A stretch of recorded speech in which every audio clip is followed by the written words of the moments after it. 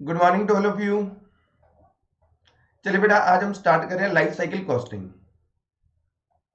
ये एक पर्सन है बेटा, मिस्टर एक्स। ये एक नए प्रोडक्ट को बनाने के बारे में सोच रहे हैं, बट स्टिल ये कंफ्यूज्ड है कि ये नया प्रोडक्ट कौन सा बनाएं।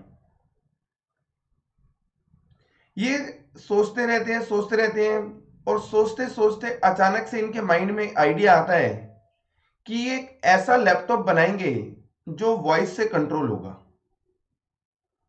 ये एक ऐसा लैपटॉप बनाएंगे जो वॉइस से कंट्रोल होगा। प्रेजेंटली आपने देखा होगा मार्केट में जितने भी लैपटॉप आते हैं वो ऑपरेट या तो कीबोर्ड से होते हैं या माउस से होते हैं, बट मिस्टर एक्स चाहते हैं कि वो एक ऐसा लैपटॉप बनाएं जो कीबोर्ड और माउस के अलावा वॉइस से भी ऑपरेट हो। दैट इज, अगर ये लैपटॉप के आगे जाके बोले स्टार्ट, लैपटॉप स्टार्ट हो जाए। ये बोले ओपन द एमएस वर्ड खुल जाए। ये बोले शट डाउन, तो लैपटॉप शट डाउन हो जाए। यानी ये चाहते हैं कि सारी कंट्रोलिंग वॉइस से ही हो। अब इसके लिए इन्होंने क्या करा, इस प्रोजेक्ट के ऊपर काम करना शुरू कर दिया। सिंपल शब्दों में बोलूं तो बेटा, इन्होंने एक ऐसा प्रोग्राम बनाना शुरू कर दिया जिससे अब लैपटॉप क्या होगा, वॉइस से कंट्रोल होना शुरू हो जाएगा। तो जब ये प्रोग्राम बना रहे हैं, दैट इज प्रोजेक्ट के ऊपर काम कर रहे हैं, उसको बोला जाता है रिसर्च। उसे क्या बोलेंगे हम, रिसर्च। जब इनका ये प्रोग्राम बन के तैयार हो जाएगा, देन ये अपने प्रोडक्ट का क्या करेंगे, डिजाइनिंग करेंगे। दैट इज, ये चाहेंगे कि इनका प्रोडक्ट मार्केट में जो एग्जिस्टिंग प्रोडक्ट है उनसे कुछ अलग दिखाई दे। उसी अकॉर्डिंग से ये क्या करेंगे, डिजाइनिंग करेंगे अपने प्रोडक्ट की। जब डिजाइनिंग कंप्लीट हो गई तो ये क्या करेंगे, एक दो सैंपल लैपटॉप के प्रोड्यूस करेंगे। एक दो लैपटॉप बनाएंगे सैंपल के लिए, और देन टेस्ट करके देखेंगे कि वो एक्चुअल में वॉइस से कंट्रोल हो रहा है या फिर नहीं हो रहा है। तो यहां पर बेटा जो इन्होंने एक दो लैपटॉप बनाए टेस्टिंग पर्पस के लिए, उसको बोला जाता है प्रोटोटाइप मैन्युफैक्चर। प्रोटोटाइप मैन्युफैक्चर हो गया, यानी दो तीन सैंपल के रूप में हमने क्या करा, लैपटॉप बना लिए। अब उस पर टेस्टिंग होगी कि वो एक्चुअल में वॉइस से कंट्रोल हो रहे हैं या नहीं हो रहे। तो इन्होंने टेस्टिंग करा, लैपटॉप को बोला स्टार्ट, लैपटॉप स्टार्ट हो गया। फिर इन्होंने बोला open the MS word open हो गया। फिर इन्होंने बोला shut down, but laptop shut down नहीं हुआ। अब इन्होंने क्या करना होगा, अपने इस प्रोजेक्ट के ऊपर दोबारा से काम करना होगा। जब ये अपने प्रोजेक्ट के ऊपर दोबारा से काम करेंगे तो उसे बोला जाता है डेवलपमेंट। उसे क्या बोलते हैं हम, डेवलपमेंट बोलते हैं। सम टाइम क्या होता है कि इन्होंने जो पहले प्रोग्राम बनाया था जिसमें ये बोलते थे स्टार्ट, तो लैपटॉप स्टार्ट हो जाता था। ये बोलते थे open the MS word, open हो जाता था एमएस वर्ड। शट डाउन, और वो मान लो लैपटॉप शट डाउन भी हो जाता था। लेकिन इनके माइंड में आया कि अपने जो लैपटॉप है इसमें एक दो फीचर और ऐड करते हैं। दैट इज, इन्होंने सोचा कि जो एमएस वर्ड है वो किस पर्पस के लिए यूज किया जाता है, टाइपिंग करने के लिए। अब टाइपिंग करने के लिए कीबोर्ड से टाइपिंग होती है, तो इन्होंने कहा हमारे लैपटॉप में यह भी फीचर होगा कि आप लैपटॉप के आगे बोलते जाओ और लैपटॉप में एमएस वर्ड में टाइपिंग होता जाएगा। तो दैट इज, इन्होंने पहले तीन फीचर लिए थे, start, MS word open, shut down. लेकिन अब इन्होंने और फीचर ऐड करने की सोची कि क्या करें, एमएस वर्ड में टाइपिंग भी किससे हो, वॉइस के थ्रू हो। तो जब इन्होंने ये फीचर ऐड करने के लिए सोचा तो इनको इस फीचर के लिए दोबारा से क्या करना होगा, वर्क करना होगा। इसी वर्क को बोला जाता है डेवलपमेंट। तो यानी डेवलपमेंट सिंपल वर्ड में बोलूं बेटा, दो चीजों के लिए किया जाता है। पहला, जो आपने स्टार्टिंग में फीचर डिफाइन करे थे, अगर उसमें से कोई फीचर परफॉर्म नहीं करता तो उसके लिए आपको रीवर्क करना पड़ेगा, तो उसको क्या बोला जाएगा? डेवलपमेंट। सेकंड केस ये हो सकता है कि आपने जो स्टार्टिंग में फीचर सोचे थे वो सारे फीचर क्या हो गए? फुलफिल हो गए, लेकिन आपके माइंड में आया कि इस प्रोडक्ट में एक दो फीचर और ऐड किए जा सकते हैं। अब ये जो एक दो फीचर आपने सोचे कि ऐड करने हैं, तो इसके ऊपर आपको क्या करना होगा? वर्क करना होगा। उसी वर्क को क्या बोलते हैं हम? डेवलपमेंट बोला जाता है। अब डेवलपमेंट कंप्लीट हो गया, फिर दोबारा से क्या होगा? दो तीन लैपटॉप सैंपल के रूप में बनाएंगे, टेस्टिंग करेंगे। जब सारे फीचर एक्यूरेटली परफॉर्म कर रहे होंगे, देन कंपनी डिसाइड करेगी कि अब हमें इस लैपटॉप का क्या करना चाहिए? प्रोडक्शन करना चाहिए। अब प्रोडक्शन करने के लिए क्या चाहिए? Plant, machinery, equipment, tools. तो प्लांट, मशीनरी, इक्विपमेंट, टूल्स को बाय करना ही क्या कहलाता है?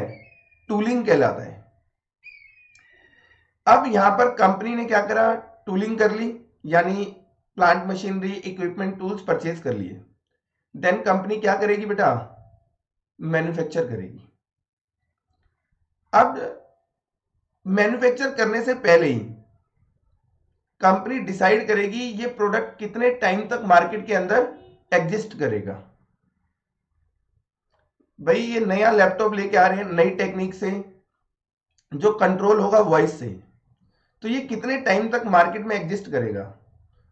क्योंकि आपको भी पता है बेटा, 4-5 साल के बाद मार्केट में कोई नया प्रोडक्ट आ जाएगा, नई टेक्नोलॉजी के साथ आएगा, तो देन फिर जो कस्टमर है वो क्या करेंगे?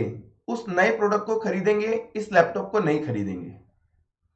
तो यानी कंपनी को इसकी लाइफ डिसाइड करनी होती है कि ये कितने पीरियड तक मार्केट में रहेगा। सपोज कंपनी ने सोचा या कंपनी ने डिसाइड करा कि 5 साल इसको हम मार्केट में क्या करेंगे? बेचेंगे। तो अब 5 साल जब लाइफ डिसाइड करी, तो 5 साल क्या करना पड़ेगा? मैन्युफैक्चरिंग। अब मैन्युफैक्चरिंग करेंगे तो बेटा रॉ मटेरियल भी लगेगा, लेबर भी लगेगी, वेरिएबल ओवरहेड भी लगेंगे। फिक्स्ड ओवरहेड हम ऑलरेडी कंसीडर कर चुके हैं टूलिंग के अंदर। देखो, प्लांट मशीनरी खरीदा तो उसका डेप्रिसिएशन कॉस्ट बन जाएगा, इक्विपमेंट का डेप्रिसिएशन कॉस्ट लग जाएगा, टूल्स जितने कंज्यूम्ड होंगे वो कॉस्ट बन जाएगी। तो यानी जो फिक्स कॉस्ट का पार्ट है वो तो टूलिंग में चला गया, बट प्रोडक्ट मैन्युफैक्चर करेंगे तो वेरिएबल कॉस्ट तो लगेगी, और वो वेरिएबल कॉस्ट क्या होगी? मटेरियल, लेबर, वेरिएबल ओवरहेड होगा। अब ये प्रोडक्ट मैन्युफैक्चर हो गया तो क्या करेंगे? सेल करेंगे, और सेल करने के लिए क्या करना पड़ता है? सेलिंग एंड डिस्ट्रीब्यूशन एक्सपेंस इंकर करने होते हैं। सेलिंग एंड डिस्ट्रीब्यूशन एक्सपेंस इंकर करने होते हैं। अब सेलिंग डिस्ट्रीब्यूशन एक्सपेंस भी लगा दिए, देन प्रोडक्ट सेल होगा। अब हम देखेंगे 5 साल में कितना हमें सेल प्रोसीड मिलेगा। अब जब कंपनी ने सेल कर दिया, तो बेटा ऐसा भी हो सकता है कि सेल होने के बाद जब कस्टमर ने खरीदा, तो एक पॉसिबिलिटी है कि वो लैपटॉप में कोई एक दो फीचर ऐसे हों जो परफॉर्म ही ना कर रहे हो। तो कंपनी ने अपने कस्टमर को कोई प्रॉब्लम ना आए, इसके लिए क्या करा? कस्टमर केयर ओपन कर दिए और बोला अगर इस प्रोडक्ट में लाइफ टाइम में अगर कोई भी प्रॉब्लम आती है तो आप कस्टमर केयर में जाओ, वहां पर आपके लैपटॉप में जो भी रिपेयरिंग का काम है वो फ्री ऑफ कॉस्ट करा के दिया जाएगा। तो कंपनी ने क्या करा? अपने प्रोडक्ट को सपोर्ट करा दी बेटा, सपोर्ट प्रोवाइड करी, जिससे कस्टमर क्या हो? प्रोडक्ट लेने के बाद घबराए नहीं कि कल को अगर मान लो वो वॉइस से कंट्रोल नहीं हो पा रहा तो वो तो कहेगा मेरा लैपटॉप खराब हो गया। तो कस्टमर अपने प्रोडक्ट को लेके वरीड ना हो, इसलिए कंपनी ने क्या करा? कस्टमर केयर ओपन कर दिए। अब 5 साल तक ये प्रोडक्ट चलेगा, 5 साल के बाद इस प्रोडक्ट की मैन्युफैक्चरिंग खत्म हो जाएगी। देन कंपनी क्या करेगी? इस प्रोडक्ट की जो प्रोडक्शन है उसको खत्म कर देगी। अब प्रोडक्शन बंद हो गया तो जो प्लांट मशीनरी थे, जो इक्विपमेंट थे, कंपनी उसको क्या करेगी? बेचेगी। उसको कहते हैं बेटा डीकमीशनिंग।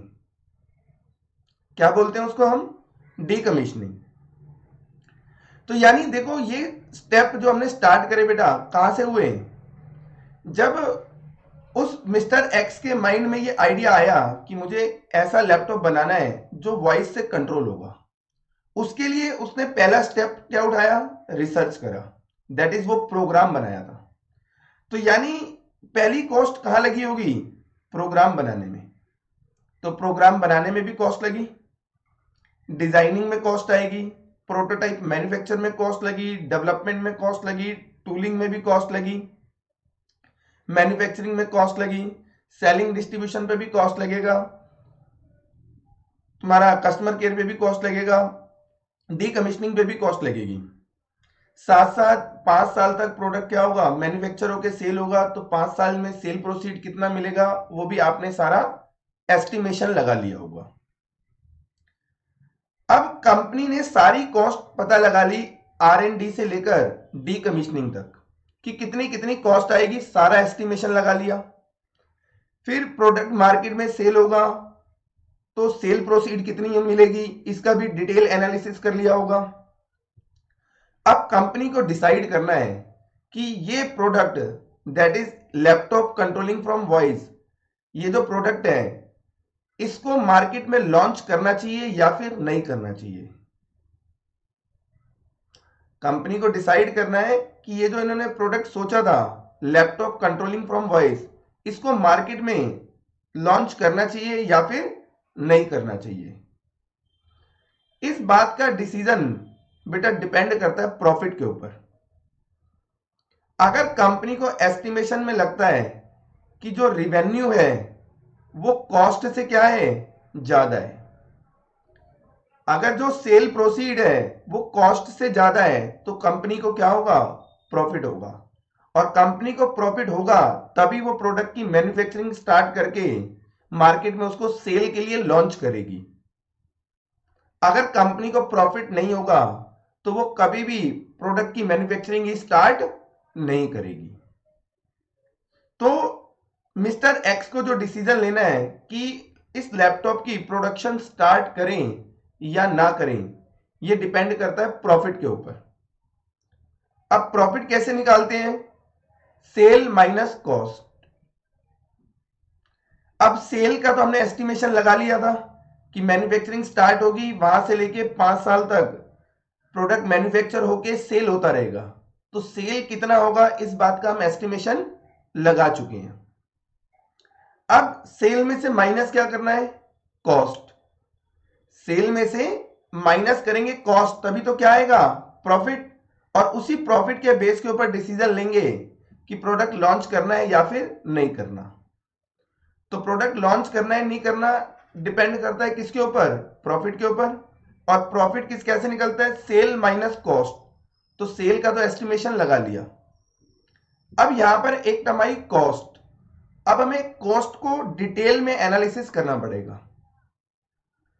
दैट इज, जरा ध्यान से सुनना बेटा, रिसर्च कब स्टार्ट हुई थी?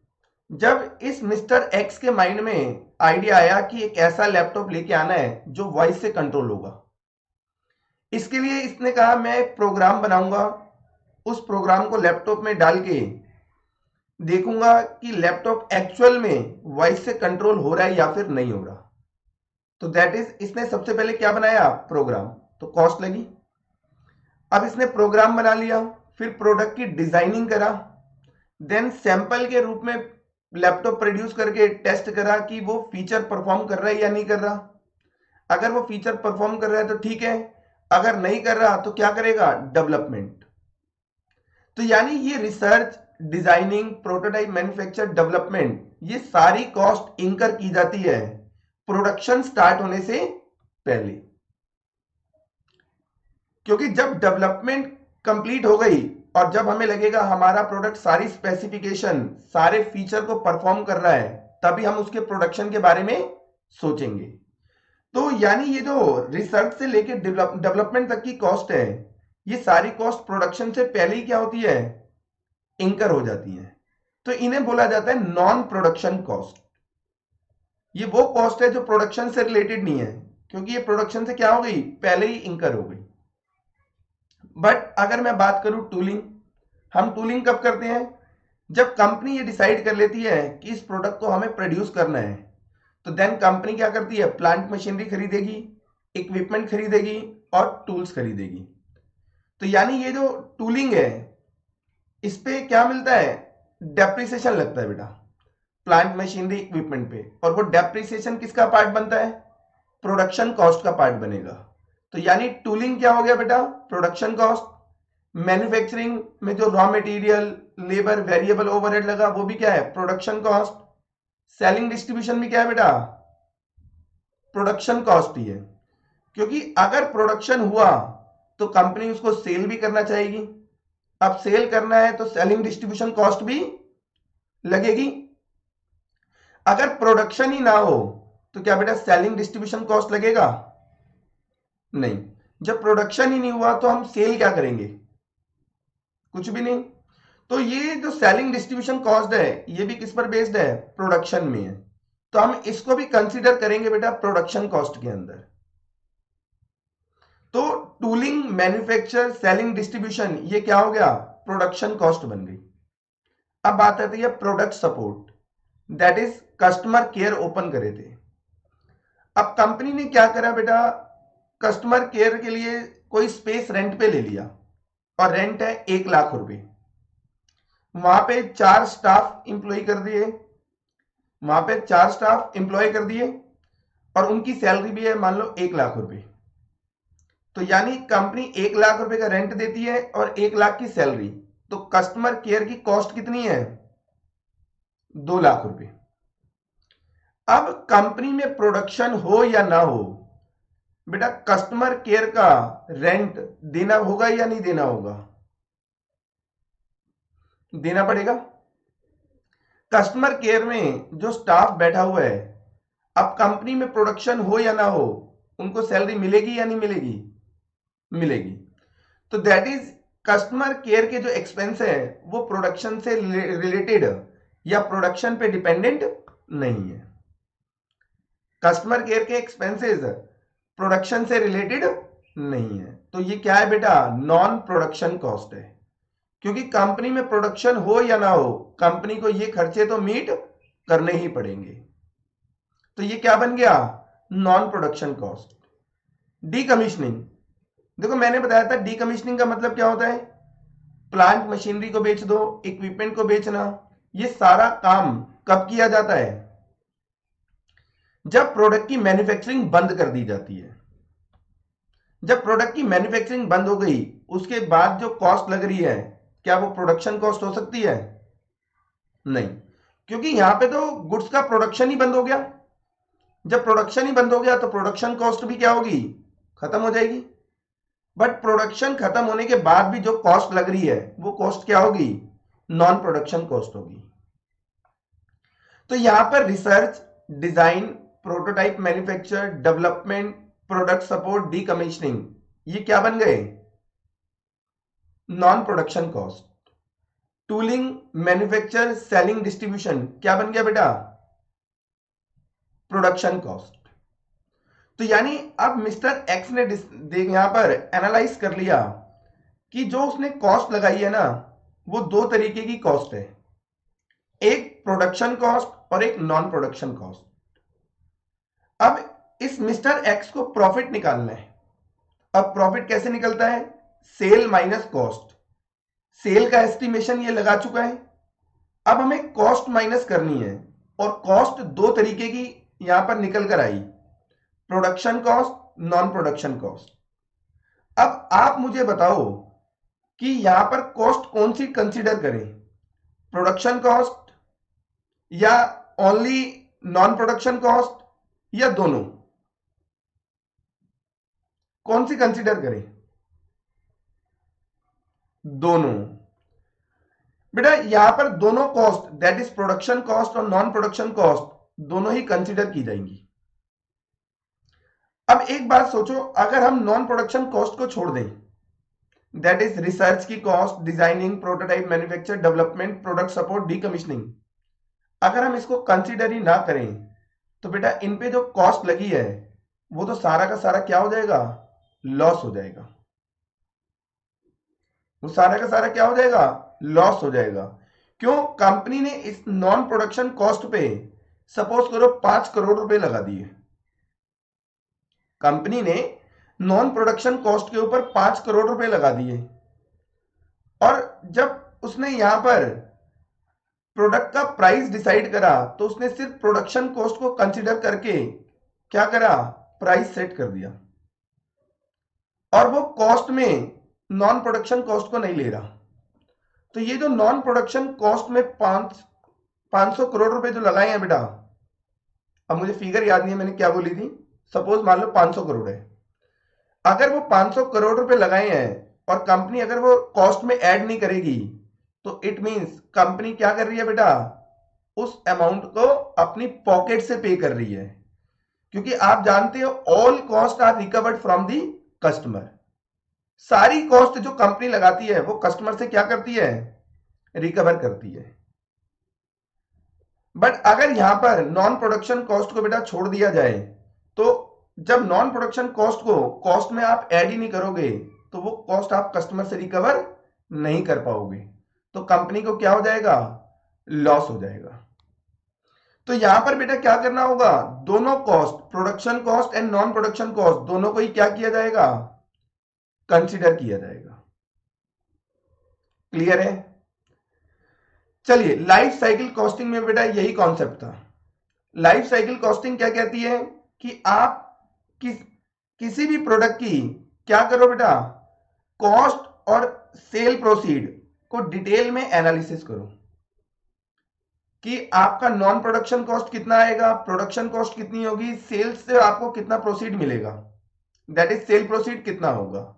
आप डिटेल में इसका एनालिसिस करो और साथ साथ आप एक रिपोर्ट जनरेट करो कि आपको प्रॉफिट कितना होगा, और उसके बेस के ऊपर आप डिसीजन ले सकते हो कि हमें प्रोडक्ट को मैन्युफैक्चर करना चाहिए या फिर नहीं करना चाहिए।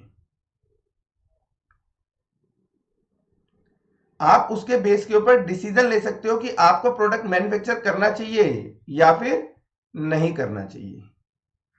यही सारी बातें बेटा लाइफ साइकिल कॉस्टिंग बताती है। अब साथ साथ ट्रेडिशनल कॉस्टिंग के बारे में बात करते हैं। देखो, ट्रेडिशनल कॉस्टिंग के अंदर हम डिसीजन कैसे लेते थे, हम वहां पे देखते थे सेल कितना होगा। सपोज 5 लाख यूनिट सेल होगा और 100 रुपए के हिसाब से होगा, तो हमारा सेल निकल के आ गया 5 lakh units at the rate 100।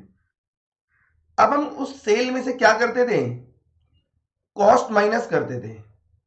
क्यों? क्योंकि हम देखते थे अगर हमें सेल करना है 5 लाख यूनिट का तो हमें प्रोड्यूस भी कितनी करनी होगी, 5 लाख यूनिट, और 5 लाख यूनिट को प्रोड्यूस करने में जो कॉस्ट आएगी उसे हम माइनस कर देते थे और क्या निकालते थे, प्रॉफिट। और प्रॉफिट के बेस के ऊपर डिसीजन लेते थे कि हमें मैन्युफैक्चरिंग करनी चाहिए या फिर नहीं करनी चाहिए। ट्रेडिशनल कॉस्टिंग में तो यही पढ़ा है, इंटरमीडिएट में आपने पढ़ा हुआ है। बट लाइफ साइकिल कॉस्टिंग क्या कहती है कि अगर आपको मैन्युफैक्चरिंग या प्रोडक्शन का डिसीजन लेना है तो आपको प्रोडक्शन कॉस्ट और नॉन प्रोडक्शन कॉस्ट दोनों को कंसीडर करना पड़ेगा। और जबकि ट्रेडिशनल कॉस्टिंग क्या कह रही थी, सिर्फ और सिर्फ किसको कंसीडर करो, प्रोडक्शन कॉस्ट को कंसीडर करो। तो life cycle costing traditional costing से क्या है बेटा, डिफरेंट है। Life cycle costing traditional costing से क्या है, डिफरेंट है। क्लियर है? चलिए देखिए, मैंने आपके लिए बेटा यहां पे डायग्राम भी बना दिया है कि ये market research, design, product support, prototype, manufacture, development, decommissioning, ये क्या है बेटा, non production cost. Tooling, manufacture, selling, distribution क्या है, प्रोडक्शन कॉस्ट। और फिर मैंने लिखा दिया दोनों ही कॉस्ट को क्या किया जाएगा बेटा, कंसीडर किया जाएगा। ये सारी बातें मैंने आपको बता दी हैं। चलिए अब हम लाइफ साइकिल कॉस्टिंग की बेटा डेफिनेशन देखते हैं। देखिए यहां पर क्या लिखा हुआ है, life cycle costing is a managerial technique for deciding weather a new product should be introduced, that is produced और नॉट। कह रहा लाइफ साइकिल कॉस्टिंग क्या है बेटा, एक ऐसी टेक्निक है जिसके द्वारा हम डिसीजन ले सकते हैं कि हमें किसी प्रोडक्ट का प्रोडक्शन करना है या फिर नहीं करना है। यही बात मैंने आपको बताई थी अभी। चलिए आगे देखें, कह रहा है इट इज डिफरेंट फ्रॉम, किससे बेटा, ट्रेडिशनल कॉस्टिंग। ये बात भी आपको बता दी। अब ये डिफरेंट क्यों है, तो ये बता रहा है बिकॉज इट कंसिडर, क्या करती है बेटा, all cost, that is production cost and non production cost, and साथ साथ क्या कंसिडर करती है, रिवेन्यू। देखिए मैंने आपको अभी बताया था बेटा कि जब कंपनी एस्टिमेशन लगा रही होती है तो वो एस्टिमेशन लगाती है कि नॉन प्रोडक्शन कॉस्ट कितनी आएगी, प्रोडक्शन कॉस्ट कितनी आएगी, और 5 साल का जो हमने टाइम पीरियड लिया था उसके अंदर कंपनी को रिवेन्यू कितना रिसीव होगा, दैट इज सेल प्रोसीड कितनी रिसीव होगी। तो यहां पर 3 कॉस्ट को, यहां पे 3 चीजों को कंसिडर किया जाता है, production cost, non production cost और रिवेन्यू। और ये सारे जो कॉस्ट रिवेन्यू है बेटा कहां से कैलकुलेट होगा, from the new idea generation.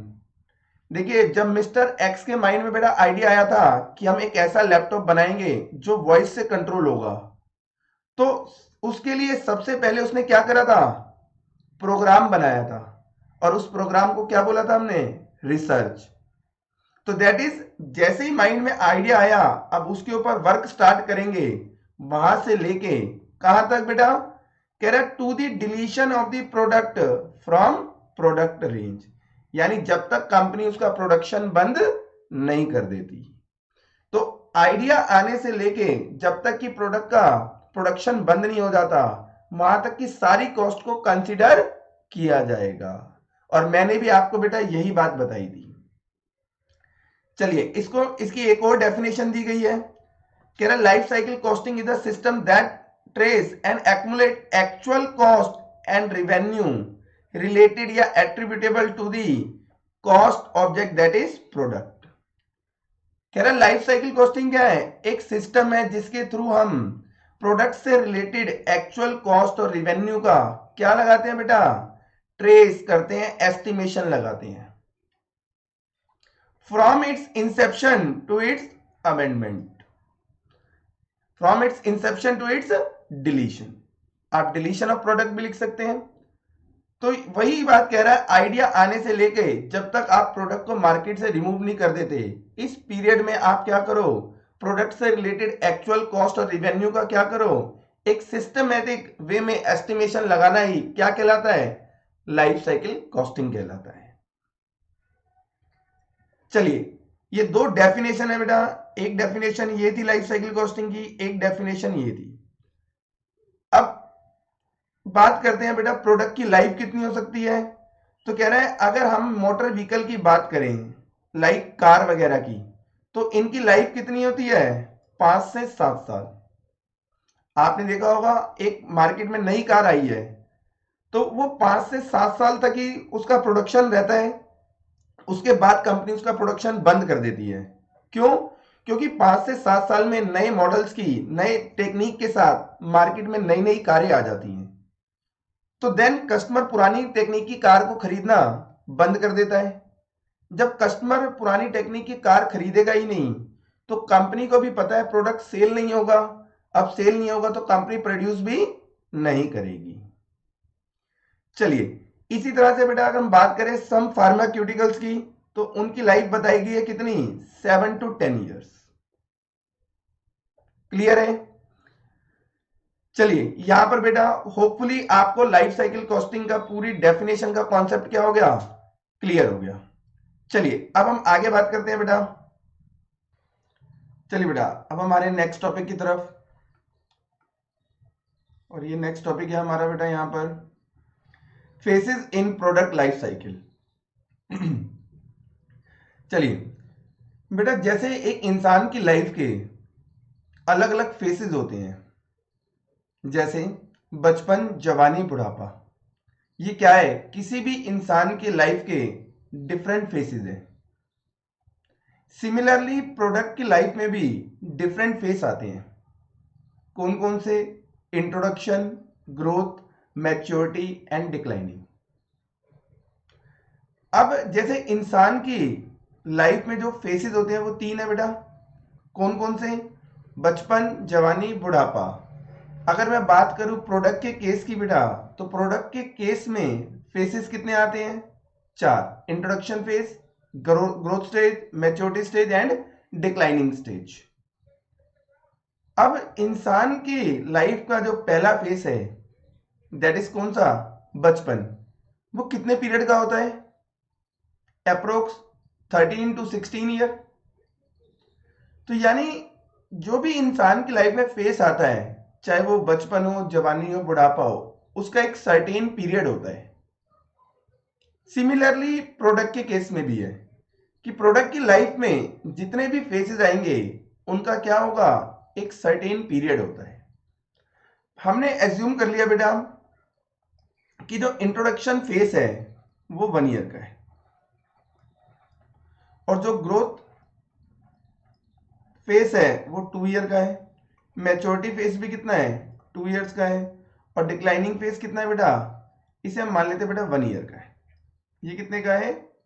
1 year का।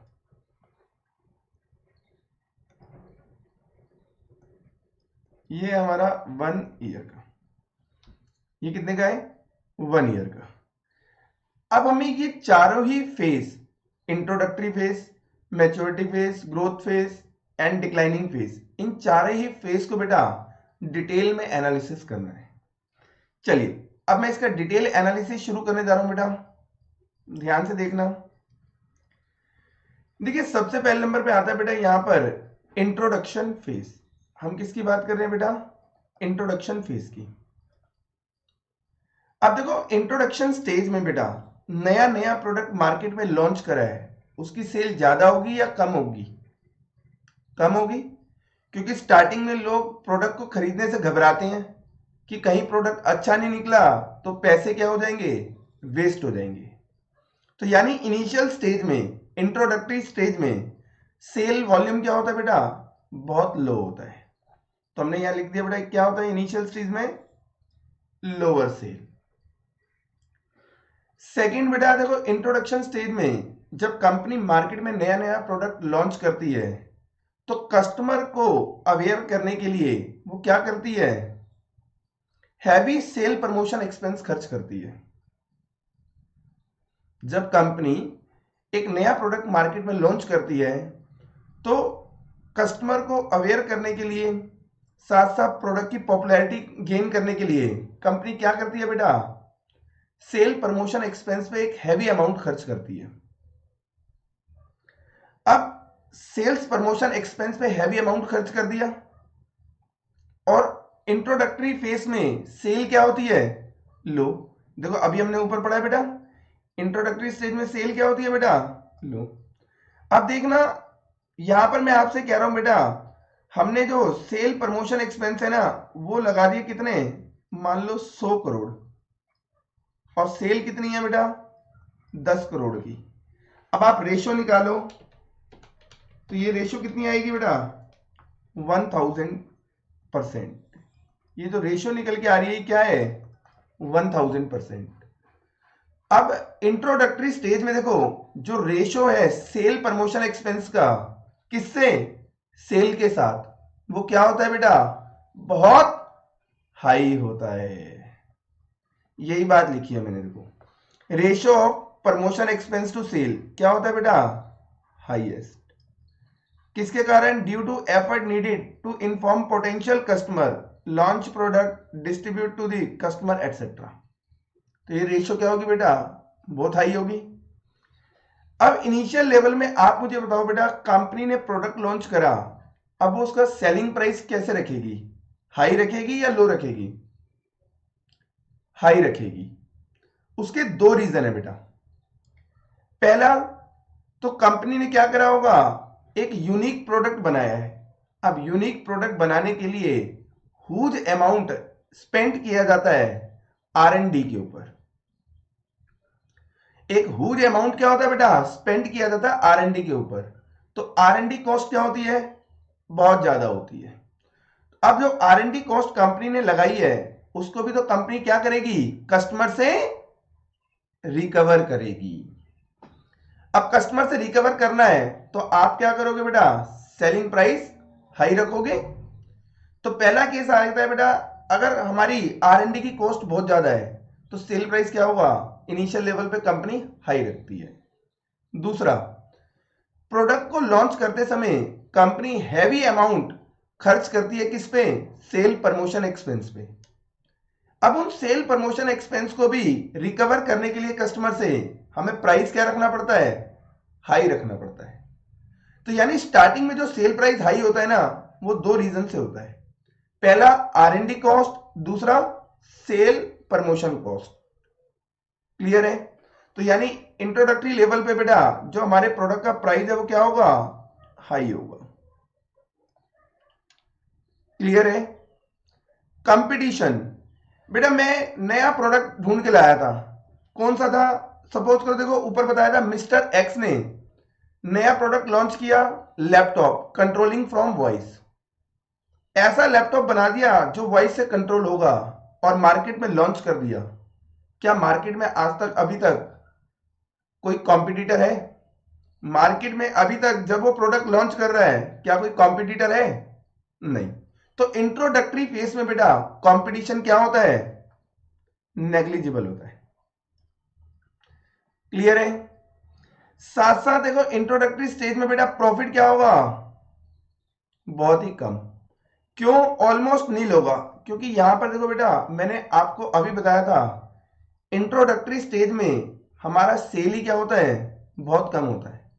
जब सेल ही कम हो रहा है तो बेटा प्रॉफिट भी क्या होगा, ऑलमोस्ट नील ही होगा। क्लियर है। चलिए अब हम आ गए बेटा किस पर, ग्रोथ फेज पे। देखिए हम सेकंड ला रहे हैं यहां पर ग्रोथ फेज। अब ग्रोथ में क्या होगा बेटा, देखिए जब हमने इंट्रोडक्टरी स्टेज पढ़ा तो मैंने आपको क्या बताया था, स्टार्टिंग में सेल कम क्यों होती है, लोग प्रोडक्ट लेने से घबराते हैं। But company sale promotion expenses क्या रखती है, बहुत हाई। तो इंट्रोडक्टरी स्टेज में यानी जो हमने पीरियड माना था 1 ईयर, उस 1 ईयर में कंपनी ने क्या करा, जिन कस्टमर ने प्रोडक्ट खरीदा था उनसे उस प्रोडक्ट का रिव्यू लिया।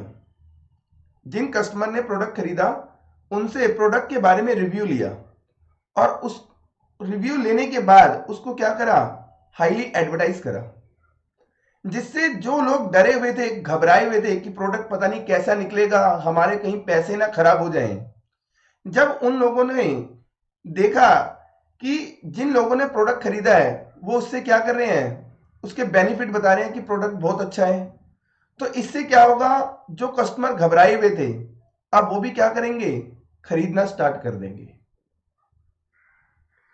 भाई जो कस्टमर घबराए हुए थे, नहीं खरीद रहे थे, हमने क्या करा, उनका डर निकालने के लिए जिन लोगों ने प्रोडक्ट खरीदा था उनसे जाके प्रोडक्ट का रिव्यू लिया और उस रिव्यू को लेने के बाद हाईली एडवर्टाइज करा दिया, उसको फेसबुक पे डाल दिया, सोशल मीडिया पे करा दिया, एडवर्टाइजिंग कराई, हाईली कॉस्ट इंकर करा एडवर्टाइज करने पे कि ये प्रोडक्ट क्या है, जो लोग यूज कर रहे हैं वो इससे सेटिस्फाइड है।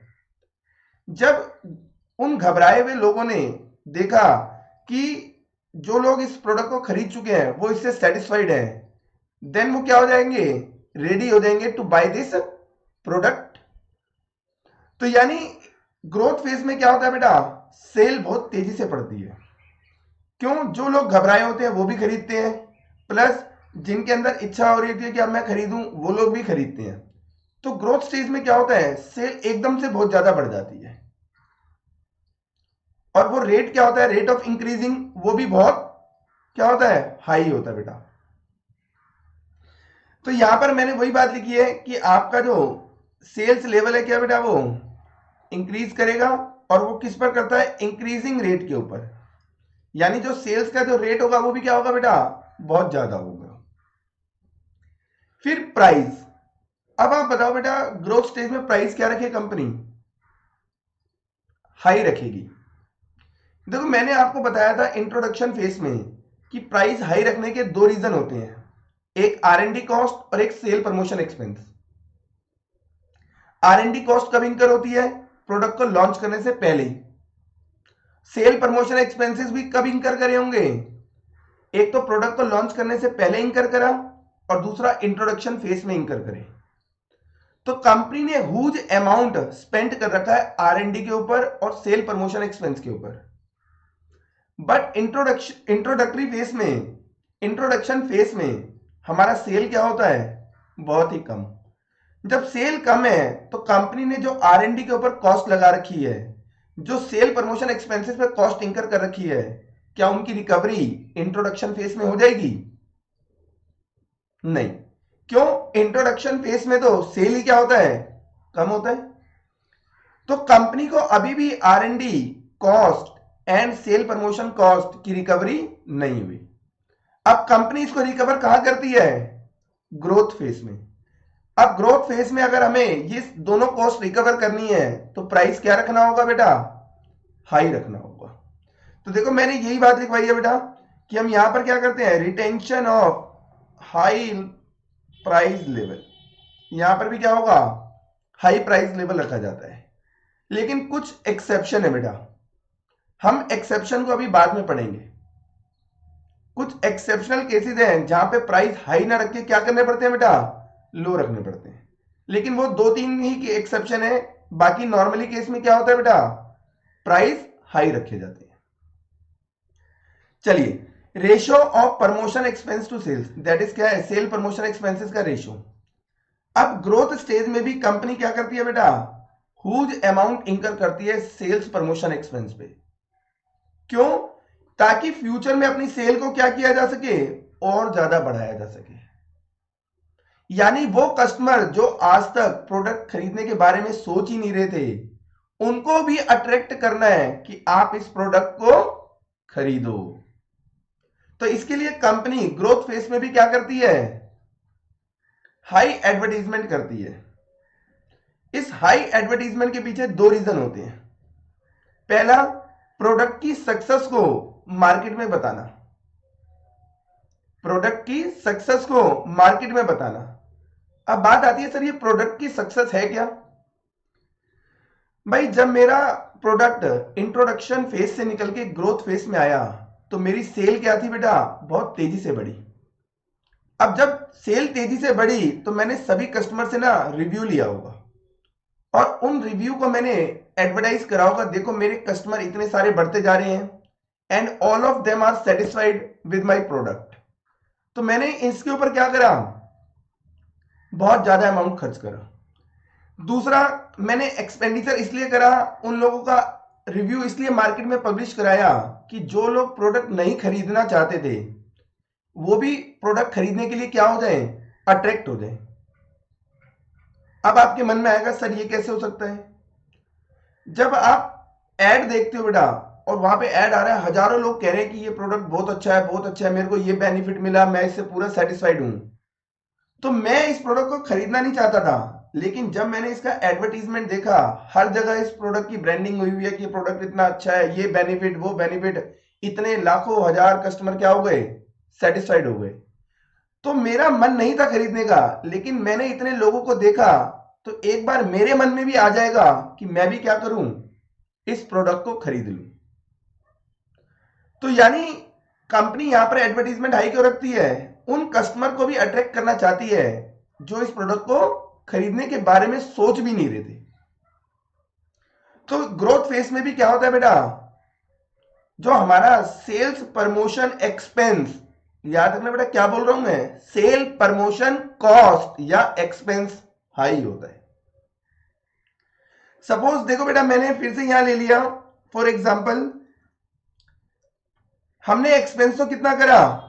मान लो सेल प्रमोशन एक्सपेंस 1000 ही रखा मैंने। सेल प्रमोशन एक्सपेंस कितना रखा है मैंने बेटा? 1000।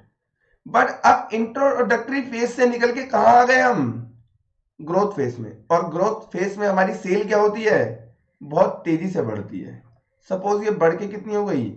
500 करोड़। अब आप ये रेशियो निकालो बेटा, ये रेशियो कितना आएगा? ये रेशो आ रहा है 20%। तो यानी अभी आ गया 20%। यानी ग्रोथ फेज में बेटा सेल प्रमोशन एक्सपेंस में रिडक्शन नहीं करते। सेल प्रमोशन एक्सपेंस तो क्या होता है, हाई होता है, बट ग्रोथ फेज में सेल ज्यादा होने की वजह से ये रेशो क्या हो जाता है, डिक्रीज हो जाता है। सेल ज्यादा होने की वजह से जो हमने रेशो निकाला sale promotion expense to sale, वो क्या हो जाएगा, रिड्यूस हो जाएगा। क्लियर है? देखिए यही बात लिखी है मैंने, total expense remain same while the ratio of selling and distribution overhead to sales is reduced due to increase in sales। यही बात बता दी बेटा मैंने आपको। चलिए अब देखिए, जब मेरा प्रोडक्ट बेटा इंट्रोडक्टरी फेज से निकलकर ग्रोथ फेज में आया और मैंने उस पर हैवी अमाउंट इंकर कर दिया सेलिंग एंड डिस्ट्रीब्यूशन के ऊपर, सेल प्रमोशन एक्सपेंसेस के ऊपर, तो मेरे प्रोडक्ट की जब पॉपुलैरिटी हुई तो इसे देखकर क्या होगा बेटा, जो मेरे कॉम्पिटिटर हैं उनके भी मन में आएगा कि हम भी क्या करेंगे, सिमिलर प्रोडक्ट बनाएंगे। क्योंकि आज की डेट में मार्केट में सारे लोग क्या खरीद रहे हैं, laptop controlling from voice, that is जो मैंने एक यूनिक प्रोडक्ट बनाया था उसको खरीद रहे हैं। जब मेरे प्रोडक्ट की सेल बढ़ती जाएगी बेटा तो मेरे कॉम्पिटिटर भी चाहेंगे वो क्या करें, same product, similar product produce करें। तो यानी ग्रोथ फेज के अंदर अब वो कॉम्पिटिटर भी क्या होंगे बेटा, मार्केट में आने शुरू हो जाएंगे। तो यहां पर देखो मैंने यही लिखा, कंपटीशन क्या होता है बेटा, एंट्री हो रही है यहां पर किसकी, लार्ज नंबर ऑफ कॉम्पिटिटर की। तो यहां पर क्या होगा, large number of competitor market में एंटर होते जाएंगे। लास्ट है बेटा प्रॉफिट। ग्रोथ स्टेज में मैंने बताया था सेल्स क्या होती है, बहुत तेजी से बढ़ती है। तो स्टार्टिंग में देखो जब ये इंट्रोडक्शन स्टेज एंड हुआ और इंट्रोडक्शन स्टेज में क्या था, प्रॉफिट, सेल ही कम थी तो प्रॉफिट भी क्या था, कम था। तो ग्रोथ फेज जब स्टार्ट हुआ तो प्रॉफिट क्या था, बहुत लो था। लेकिन ग्रोथ स्टेज में सेल बहुत तेजी से बढ़ती जाती है, जिस वजह से हमारा प्रॉफिट स्टार्टिंग में जो लो था वो भी क्या होगा, बहुत तेजी से बढ़ता चलेगा। क्लियर है? यही बात लिखी है। देखो इंक्रीज हो रहा है किस पे, एट रैपिड पेस, बहुत तेज गति से इंक्रीज करता है वो। क्लियर है? चलिए अब हम आ रहे हैं बेटा यहां से मैच्योरिटी फेज की तरफ। अब हम कहां आ गए, मैच्योरिटी फेज पे बेटा। अब मैच्योरिटी फेज में क्या होगा, देखिए ग्रोथ फेज खत्म होते होते मैंने अभी आपको बताया था कि क्या होता है, बहुत सारे कॉम्पिटिटर मार्केट में आ जाते हैं। अब जब कॉम्पिटिटर आए तो वो चाहते हैं कि मेरे प्रोडक्ट को क्या कर दें, फेल कर दें मार्केट में। अब वो क्या करेंगे, मेरे प्रोडक्ट के प्राइस से अपने प्रोडक्ट का प्राइस क्या करेंगे, कम कर देंगे। वो कॉम्पिटिटर क्या करेगा बेटा, अपने प्रोडक्ट का प्राइस मेरे प्रोडक्ट के प्राइस के कंपैरिजन में कम रखेगा। अब बहुत सारा कंपटीशन मिलने लग गया मुझे मार्केट से, तो क्या होगा, अब कुछ कस्टमर मेरा प्रोडक्ट खरीदेंगे और कुछ कस्टमर कॉम्पिटिटर का खरीदेंगे। तो यानी मेरी सेल बढ़ेगी तो सही, क्योंकि कस्टमर मेरा भी प्रोडक्ट खरीद रहे हैं और कॉम्पिटिटर का भी खरीद रहे हैं। तो जब कस्टमर ने मेरा प्रोडक्ट खरीदा तो मेरी सेल बढ़ी तो सही बेटा, बट उस रेट से नहीं बढ़ रही जिस रेट से ग्रोथ स्टेज में बढ़ रही थी। क्या बोला मैंने, सेल तो बढ़ी लेकिन बट उस रेट से नहीं बढ़ रही जिस रेट से हमारा ग्रोथ फेज के अंदर इंक्रीज हो रही थी। क्योंकि ग्रोथ फेज में कोई कॉम्पिटिटर ही नहीं था, जिस भी कस्टमर को प्रोडक्ट खरीदा वो मेरा ही खरीद रहा था। तो मेरी जो सेल थी वो क्या था, हाई रेट से इंक्रीज हो रही थी। बट मैच्योरिटी स्टेज में तो बहुत सारे कॉम्पिटिटर आ गए, बहुत सारे प्राइस ऑफर लेके आए, तो कुछ कस्टमर मेरा प्रोडक्ट खरीदेंगे, कुछ उनका खरीद लेंगे। तो मेरी सेल बढ़ेगी तो सही, क्योंकि अभी भी मेरा कस्टमर क्या कर रहा है, मेरा प्रोडक्ट खरीद रहा है, बट उस रेट से नहीं बढ़ेगी जिस रेट से ग्रोथ फेज में बढ़ रही थी। तो यानी रेट जो मेरी सेल है बढ़ रही है एट डिक्रीजिंग रेट के साथ, क्योंकि मेरा जो ग्रोथ, जो मेरा रेट ऑफ इंक्रीजिंग था वो डाउन हो गया, क्योंकि कुछ कस्टमर शिफ्ट हो गए कहां पर, कॉम्पिटिटर की तरफ। क्लियर है? चलिए देखिए, यही मैंने बात लिखी है बेटा यहां पर, rise in the sales level at decreasing rate. Sale तो बढ़ेगी बट किस रेट से बढ़ेगी, अब डिक्रीजिंग रेट से हो जाएगी। क्लियर है? Second, price of the product. अब मुझे लग रहा है कि मेरा जो सेल है वो क्या हो रहा है, डाउन हो रहा है, और कॉम्पिटिटर मुझे क्या दे रहे हैं, कंपटीशन दे रहे हैं। कॉम्पिटिटर मुझे क्या दे रहे हैं बेटा, कंपटीशन दे रहे हैं। उन्होंने क्या करा, स्टार्टिंग में जब वो मार्केट में आए उन्होंने प्राइस कम कर दिया। अब प्राइस में अगर बेटा बहुत ज्यादा डिफरेंस होगा तो आपको पता है कस्टमर कौन सा प्रोडक्ट खरीदता है, जिसका प्राइस कम हो। अब मेरे most of the customer shift होने लग गए कॉम्पिटिटर की तरफ, तो मजबूरी में आके मुझे भी अपना प्राइस क्या करना पड़ेगा, कम करना पड़ेगा। तो मैच्योरिटी स्टेज के अंदर बेटा कंपनी को सेल प्राइस क्या करना पड़ता है, कम करना पड़ता है। क्लियर है? चलिए मैं इसको थोड़ा सा और डिटेल में बताता हूं। मैच्योरिटी फेज में जो प्राइस में गिरावट आती है, प्राइस जो डिक्रीज होता है, उसके दो रीजन होते हैं। पहला, कॉम्पिटिटर। कॉम्पिटिटर आ गया, उसने प्राइस कम कराया तो हमें भी कम करना पड़ेगा। दूसरा, कंपनी ने जो R&D की कॉस्ट लगाई थी, साथ साथ जो सेल प्रमोशन एक्सपेंस पे हुज अमाउंट इंकर करा था, वो सारा का सारा ग्रोथ फेज में ही क्या होता है बेटा, रिकवर हो जाता है।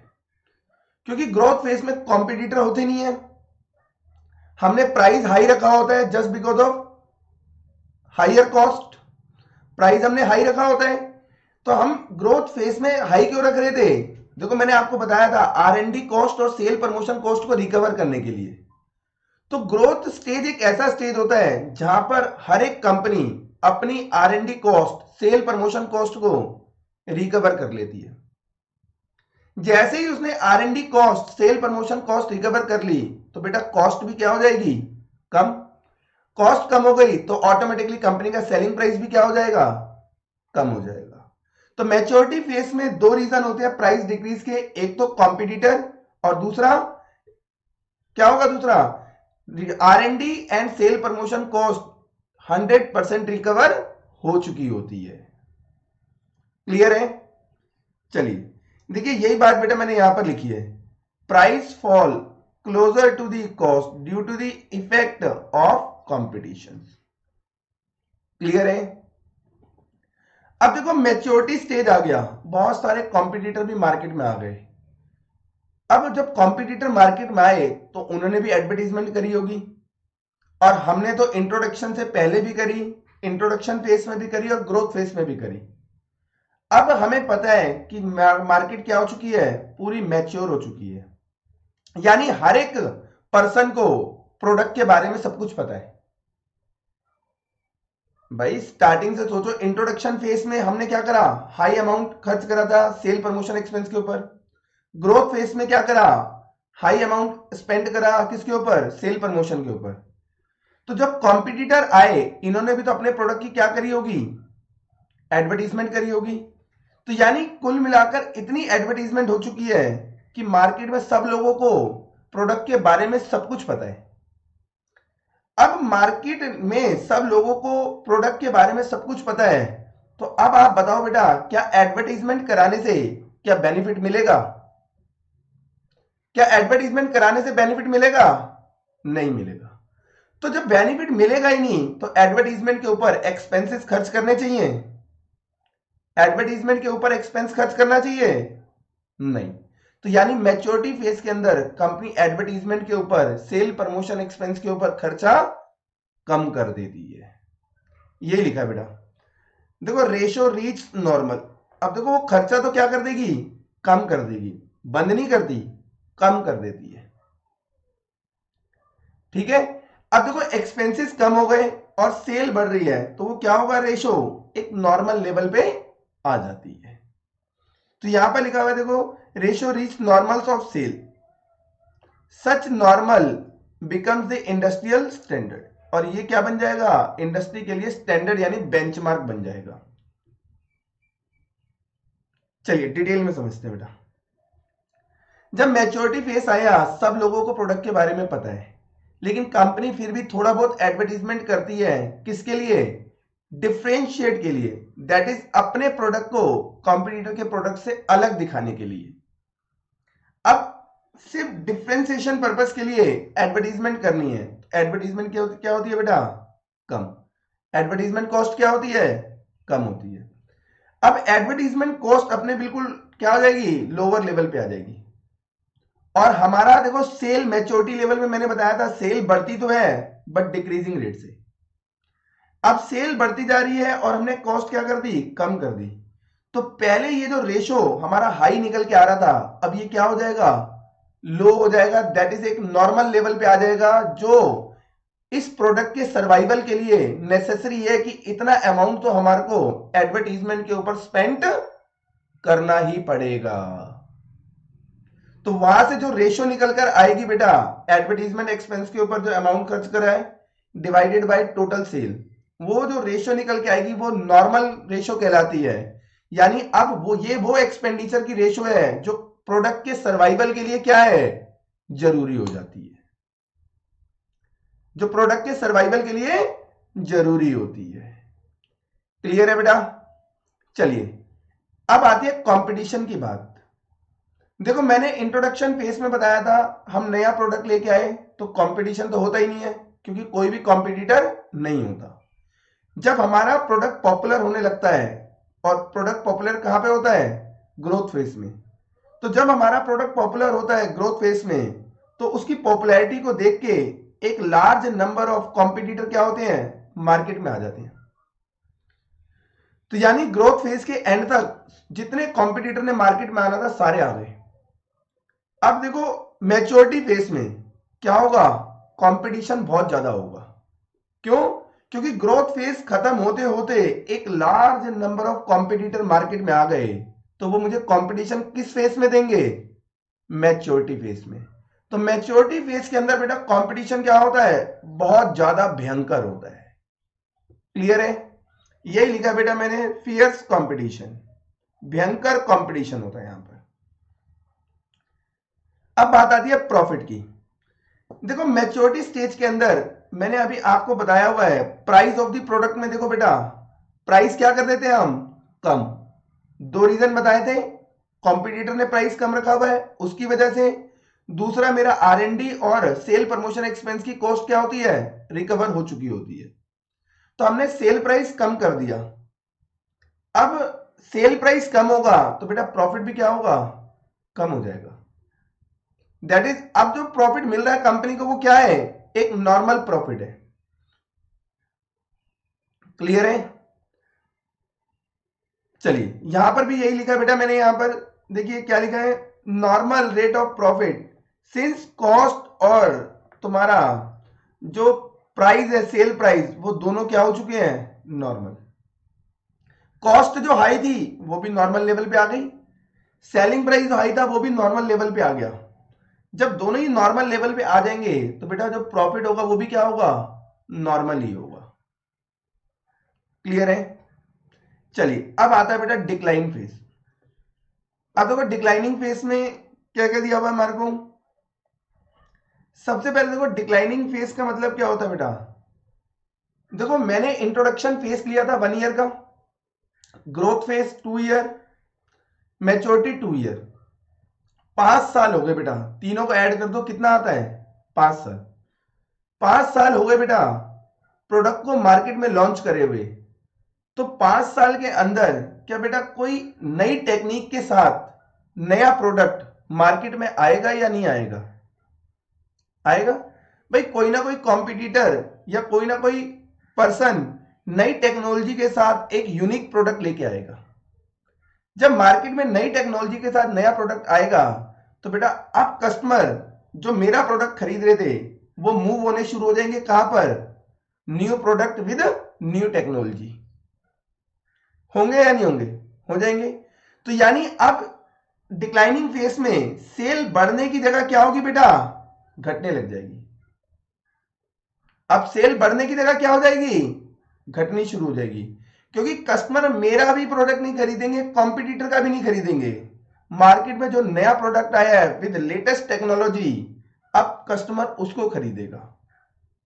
तो डिक्लाइनिंग फेज के अंदर बेटा सेल तो खत्म हो जाती है, बढ़ना तो छोड़ दो, सेल क्या हो जाएगी, डिक्रीज होनी शुरू हो जाएगी।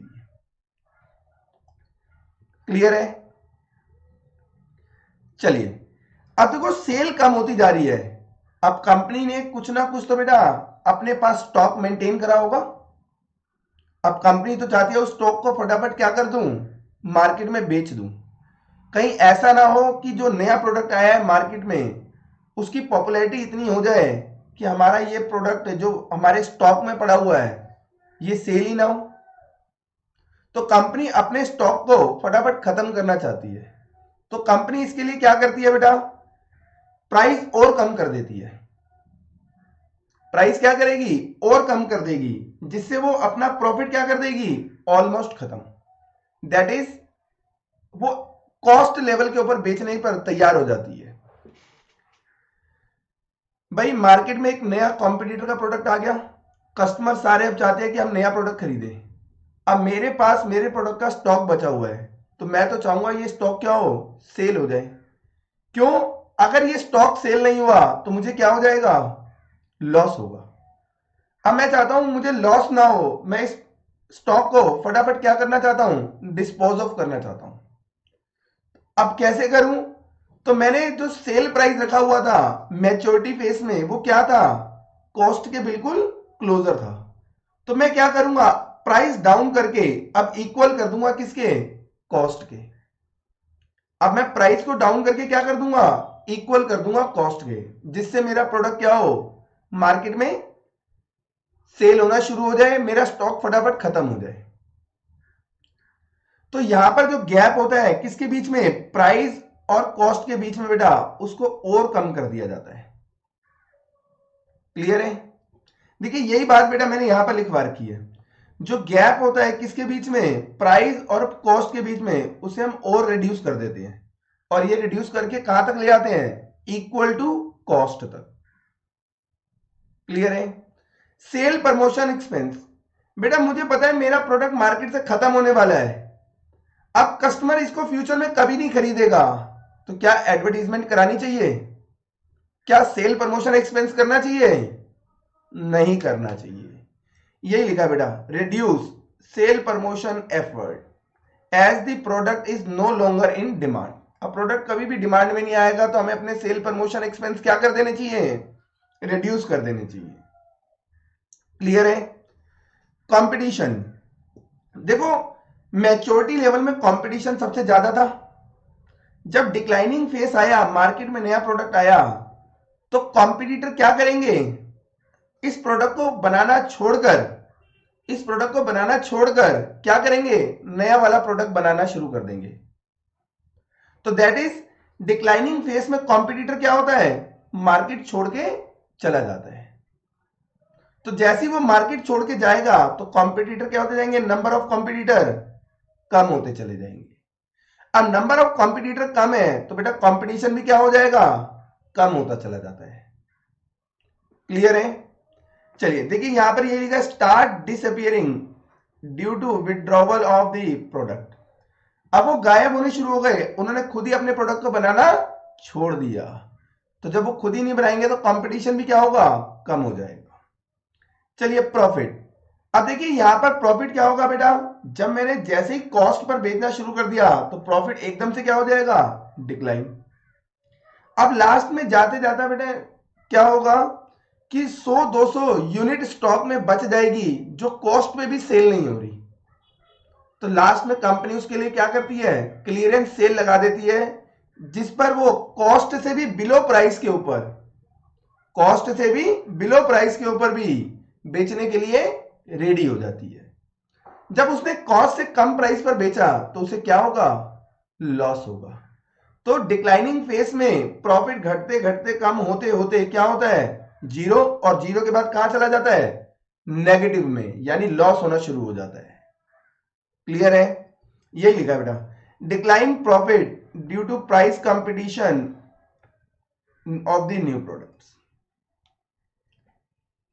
क्लियर है? चलिए, अब मैंने बेटा आपको एक बात बताई थी यहां पर कि हम डिस्कशन करेंगे किसका, हम डिस्कशन करेंगे बेटा इसका, एक्सेप्शंस का। मैंने आपको कहा था ग्रोथ फेज में जनरली कंपनी क्या करती है, प्राइस हाई रखती है, लेकिन कुछ एक्सेप्शन भी बताए थे। चलिए अब हम एक्सेप्शन का डिस्कशन करते हैं बेटा। देखिए सबसे पहला एक्सेप्शन क्या है बेटा, सबसे पहला एक्सेप्शन देखना है यहां पर, अगर ग्रोथ फेज में पहुंचने के बाद कंपनी की कैपेसिटी आइडल पड़ी हुई है, यानी कंपनी का और ज्यादा प्रोड्यूस कर सकती है बट डिमांड नहीं आ रही, तो कंपनी ऐसी सिचुएशन में अपनी कैपेसिटी को 100% यूटिलाइज करने के लिए क्या करेगी, प्राइस कम कर देती है।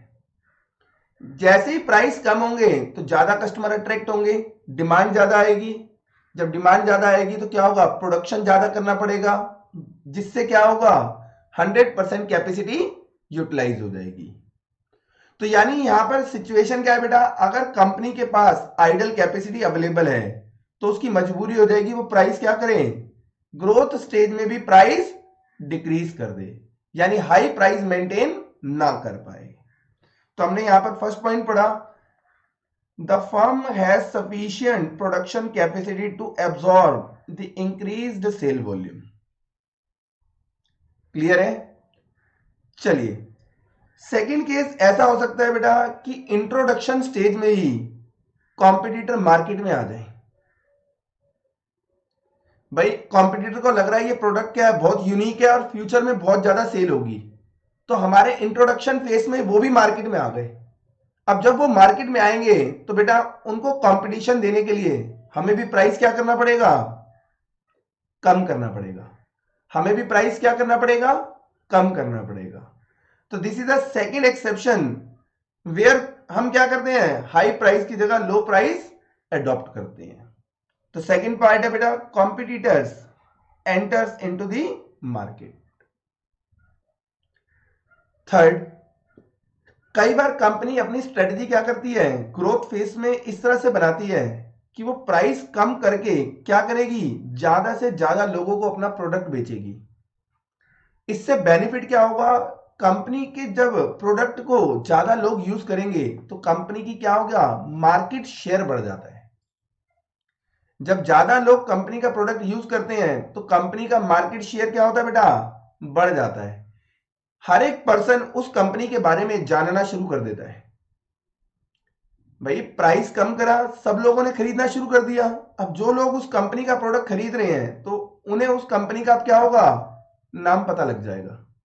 और अगर प्रोडक्ट अच्छा हुआ तो वो क्या करेंगे, इसको एक ट्रस्टिंग ब्रांड के रूप में देखेंगे और फ्यूचर में जो भी प्रोडक्ट कंपनी लॉन्च करेगी वो उसको खरीदने के लिए रेडी रहेंगे। तो ऐसा परसेप्शन लेकर भी कंपनी क्या कर सकती है, अपने प्राइस को लो कर सकती है। क्लियर है?